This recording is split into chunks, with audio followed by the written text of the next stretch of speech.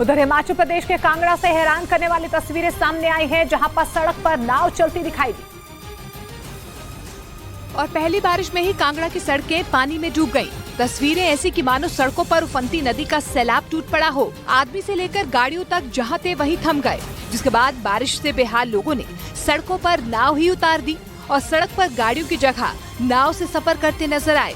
वहीं मौसम विभाग ने हिमाचल में अगले 3 से 4 दिन भारी बारिश का अलर्ट जारी किया है। मध्य प्रदेश के सिवनी में लगातार हो रही बारिश की वजह से वैनगंगा नदी का जलस्तर बढ़ गया, जिससे उस नदी के बीचों बीच 5 मछुआरे फंस गए, जिनको वहां से निकालने के लिए रेस्क्यू ऑपरेशन चलाया गया और हेलीकॉप्टर के जरिए उनकी तलाश शुरू की गई। वैनगंगा नदी के चारों तरफ वो हेलीकॉप्टर मंडराता दिखा और उन मछुआरों की तलाश करता दिखा।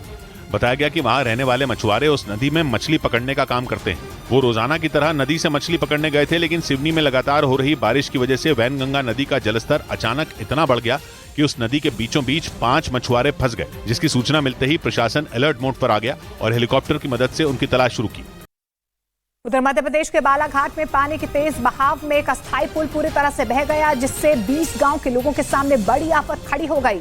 10 महीने पहले बालाघाट में मानकुंवर नदी पर बना पुल पहले ही टूट गया था और अब इसी इलाके में बना अस्थायी पुल भी पानी के तेज बहाव में बह गया। पुल के बहने से 20 गांव के लोग मुश्किल में फंस गए।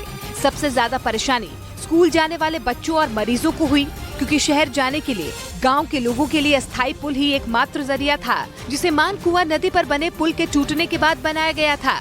पूरा का पूरा कनेक्शन बालाघाट मुख्यालय से इनका टूट चुका है। पुल के टूटे जाने के बाद गांव के लोगों ने प्रशासन पर लापरवाही का आरोप लगाया और प्रदर्शन भी किया। में सिर्फ मछुआरे ही नहीं फंसे, बल्कि लगातार हो रही बारिश से वहां के कई इलाकों के हालात खराब हो गए। वहां की सड़कों पर कई फीट तक पानी भर गया, तो वहीं गाड़ियां पानी में पूरी तरह डूबी नजर आईं। और वहां से सामने आई तस्वीरों में चप्पा चप्पा तालाब बना दिखा। सड़कें तो नजर ही नहीं आई, दिखा तो सिर्फ पानी, वो भी इतना कि गाड़ियों की तो सिर्फ छत ही देखने को मिली। सड़कों पर सैलाब बहने लगा। वहां कई इलाकों में पानी इतना भर गया कि दुकानें डूबी हुई नजर आईं।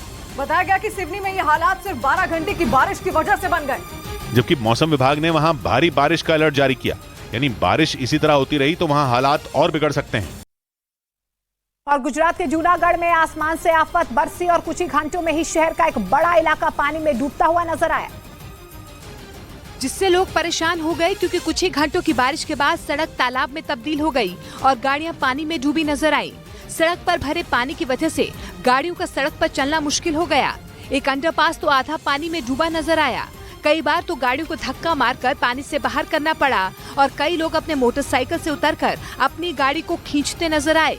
गुजरात के कई जिलों में बारिश ने लोगों की मुश्किलें बढ़ा दी हैं। इस बीच मध्य प्रदेश के नरसिंहपुर में 24 घंटे में हुई भीषण बारिश ने कई गांवों को बाढ़ में डुबो दिया। बारिश के बाद नर्मदा समेत कई नदियां उफान पर हैं। बारिश और बाढ़ का पानी गांव की सड़कों, खेतों, लोगों के घरों में भर गया, जिससे लोगों को भारी परेशानी का सामना करना पड़ा। घरों के अंदर बाढ़ का पानी घुसने से कपड़े और अनाज पूरी तरह भीग गए। नरसिंहपुर के कई गांवों में बाढ़ का मटमैला पानी सैलाब की तरह बहता दिखा। बाढ़ में फंसी एक बुजुर्ग महिला कमर के ऊपर तक भर चुके पानी में सड़क पार करती दिखी।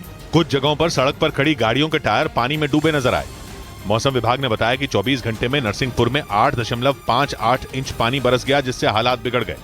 करेली नरसिंहपुर रेलवे ट्रैक पर मिट्टी में कटाव हो गया, जिससे ट्रेनों की आवाजाही रोकनी पड़ी। शेरबेलखेड़ी और झामर में पुलों के ऊपर से पानी बहने लगा, जिससे दोनों तरफ ट्रैफिक जाम लग गया। प्रशासन ने बाढ़ प्रभावित इलाकों में निगरानी बढ़ा दी और आपदा प्रबंधन से जुड़ी टीमों को अलर्ट कर दिया।